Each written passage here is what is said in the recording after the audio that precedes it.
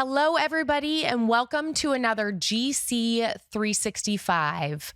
We are on day 307, and that means we only have 58 days to go until we have completed the 1-year Bible reading plan. Today is Wednesday, and it is November 3rd, and I am Liz. I am the Kids Zone pastor at the Mill Creek campus for all of the first, second, and third graders. And I am here with... Hi, I'm Carey, and I'm actually a preschool teacher at Kids at the Creek and a member of the Mill Creek campus.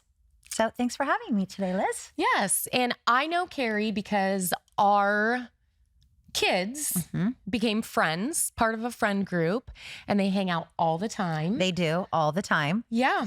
And Carey and I decided that with our kids being friends, I know it's important to you as well as me to know the parents of our kids' friends. And so we got together and we went out to dinner and we have a lot in common. We do. Yeah. It was really fun. It was a lot of fun. I felt like we could have stayed there a lot longer. Probably. Yeah. I think 3.5 hours was enough? Yeah, it was a school night, so. Yes.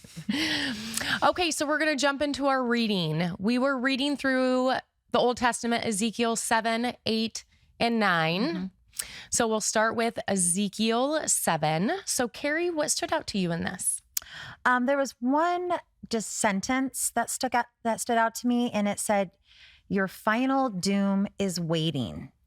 And this whole part was just about how God is really mad. Yeah. And he just was sealing the deal with that sentence to me, that everything was going to change and there was going to be some consequences. Yes, definitely. God is not pleased and not happy at how many people are turning away from him and sinning. And he is talking about wrath, destruction, catastrophe, predicting death. And he is using Ezekiel to speak these words to people. And yeah, it's not too positive, not too positive at first. One verse that stood out to me in Ezekiel 7 was verse 19. And it says, "They will throw their money in the streets, tossing it out like worthless trash. Their silver and gold won't save them on the day of the Lord's anger. It will neither satisfy nor feed them, nor their greed can only trip them, or for their greed can only trip them up." So they were valuing their wealth, other idols, violence, and they had fallen so far away from God that God is just not happy in any of this reading. Right. They've become selfish. Yes. And greedy. Yes. And God feels they have no shame or remorse. That's how I felt he was feeling.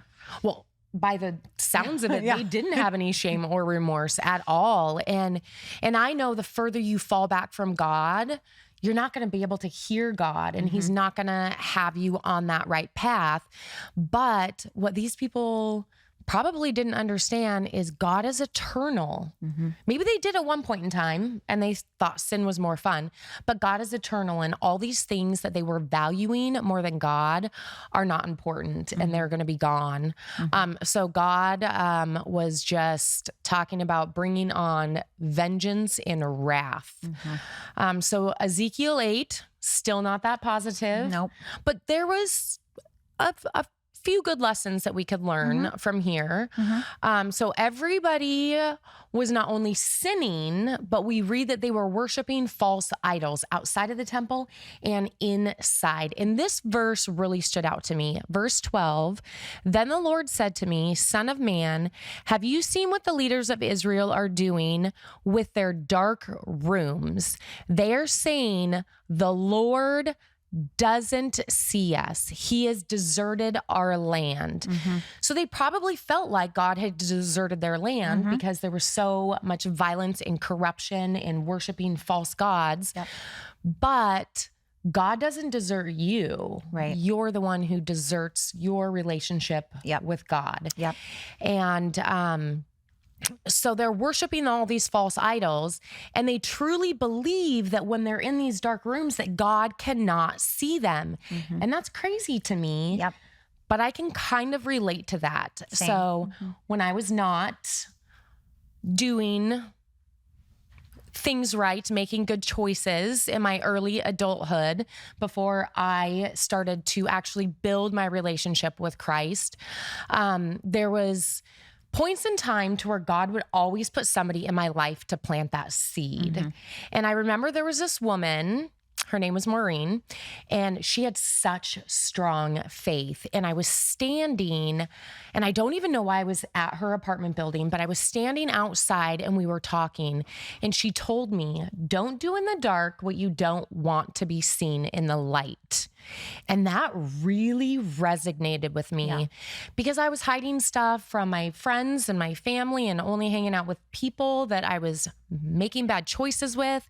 And it was just really eye-opening that no matter where you are in the darkest room, God is going to see you. Right. So he was not happy about this at all. So do you have anything that stood out to you? Yeah, that same Ezekiel verse. 8? That same verse. I felt that I think they were doing this because they felt that God had left them. Yes. And that they were turning to something else to seek their comfort or their peace or whatever it is that they were looking for, that they should have been looking for in God. They were trying to find that somewhere else. Yes. And it just reminded me that without our attention, like focused, it's so easy to like drift. Yes, it is definitely. It's very easy to kind of take something of a worldly possession and value it deeply. And especially if you're hurting or going through a hard time and these people weren't seeing anything but violence and destruction and all of this. And so, I'm sure that that's a very good point, that they were trying to find comfort in something that's not of value, that's not going to give them that comfort and that peace and joy that only you can get from God. So moving on to Ezekiel 9, at this part of the reading, God was done. Done. Done. He had had enough. He was ready to bring his wrath and punishment to all of these people. And there was this one part that kind of stood out to me. It said that God called this man dressed in linen, carrying his writer's case. And at first I was like, what's a writer's case? But then it says that he was to go around and put a marking on the forehead of everybody who was weeping because of all the sin and violence going on in their city. So these people were still following God's law. And this verses 5 and 6 stood out to me. It says, then I heard the Lord say to the other man, follow him through the city and kill everyone whose forehead is not marked. Show no mercy, have no pity. Kill them all, old and young, girls and women and little children, but do not touch anyone with the mark. Begin right here at the temple. So they began by killing 70 leaders. So this is where all my questions came in when I'm reading this. We don't get the context behind. We don't get the in-depth story of it. But I wonder what it was like. Yeah. Was it chaotic? Terrifying. When the 70 leaders were being slaughtered, did all the other people like flee and try and run?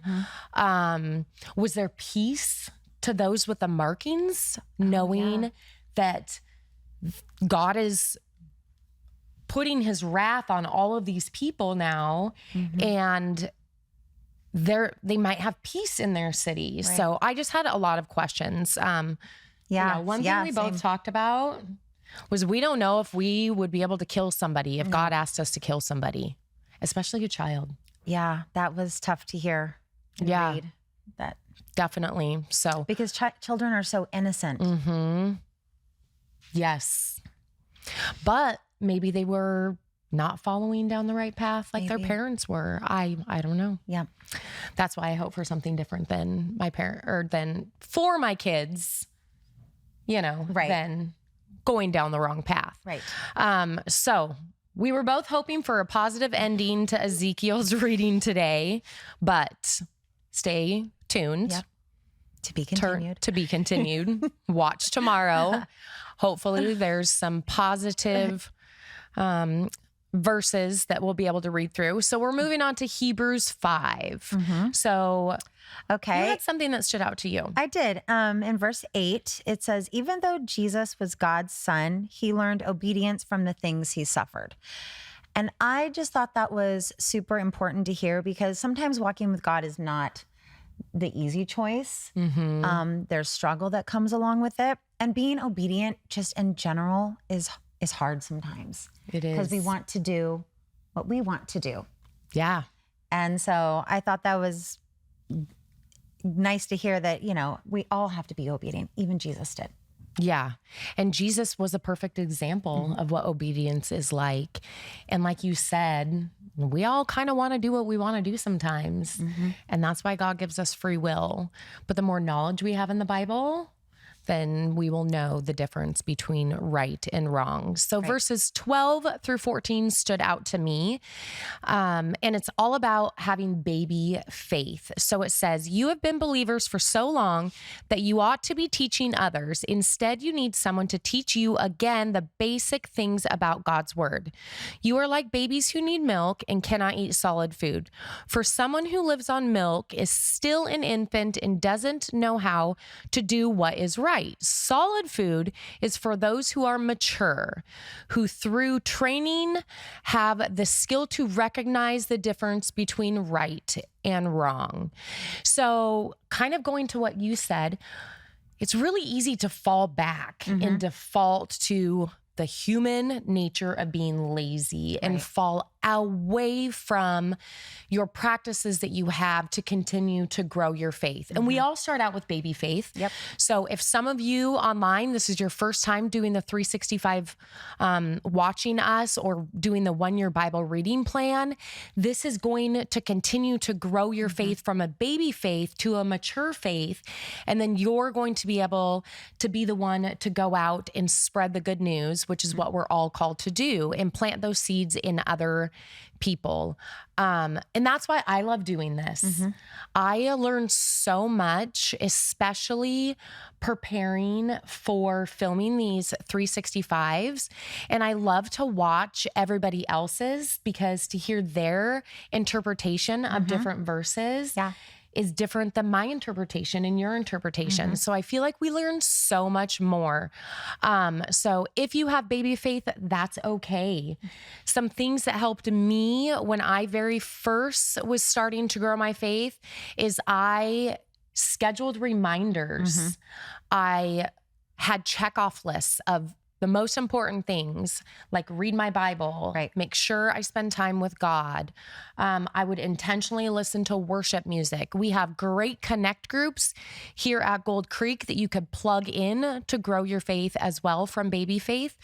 But it's not bad if you have baby faith. No, but we have to start somewhere. Yeah, but it's our job as Christians not to stay in that baby faith and to grow so that we can continue to lead and teach others. Psalms, we read 105 verses 1 through 15, and I loved it all. Yeah, it was good. Absolutely loved it Very all. positive. Yes, it was very, very, very positive. So I know that we had similar verses. So why don't you read your verse? Okay. Verse 4, search for the Lord and his strength, continually seeking him. Yes. And I had verses 4 and 5. So 5 says, remember the wonders he has performed, his miracles, and the rulings he has given. So it's just telling us that we need to seek God's strength. There are times in your life to where you are not going to be able to get through it, even with the help of your family or friends or a support system. There's that super strength that God can give you. And he is waiting for you to call on him to ask for that strength. And I know recently, I've talked about this before, my daughter just moved out. And the last time I talked about it, I just was talking about how weird it was in my house, being outnumbered. But I did not realize, or I was not prepared for how hard that was going to be on me I can only to imagine. have my daughter leave. So on a daily basis, I was having to call on God's strength, and a lot had transpired after her move. And so, it was just, this really stood out to me because I have needed, and my family has needed, to call on God's strength on a daily basis, sometimes more than once, to get us through this move. We all miss Olivia. Yeah. We're proud of what she's doing, and I'm sure she misses us too. I'm sure she does.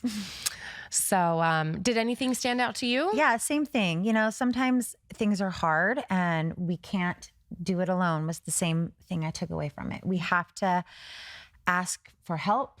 We have to use his strength to catapult us to where we need to go. Yes.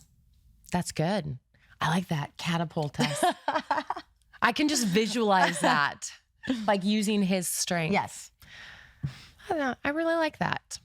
Okay. So we're wrapping up with Proverbs 26:28, and it says, a lying tongue hates its victims, and flattering words cause ruin. So a lying tongue is a reminder that your words count. Your words are impactful to people's lives. And when I was reading this, I just thought about how many lives were ruined by somebody telling a lie about somebody else, whether it's ruined for a short amount of time or on a larger scale. So our words are going to be judged by God. And that's pretty convicting when you think about all the words that you have said throughout your life. So it's a great reminder. I know that I've gone through a lot of different trainings, working in school districts and stuff. And one thing that I remembered was the word think. Like, think before you speak. But there is a little phrase to go along with every letter. T, is it true? H, is it helpful? I, is it inspiring? N, is it necessary to say? And K, is it kind? If your words that you're going to speak, that are going to come out of your mouth, do not meet this criteria, I think we just don't talk at all. Yep. I like that. I'm taking that little tidbit with me. Yes. Because I love it. It's a good thing to teach our kids too. And it's simple. Think before you speak. Yeah. But I like how gives you a breakdown more in detail. So, yes. Okay. Well, that concludes our GC 365 for today. Thank you, Carey, for joining me. It was fun. It was fun. And thank you all. Remember, we are almost to the end. You guys have come so far. Even if you have slipped off, that's okay. You don't even need to get caught up. Just start back right in today and keep on going, because the end of this is near. Thank you, guys.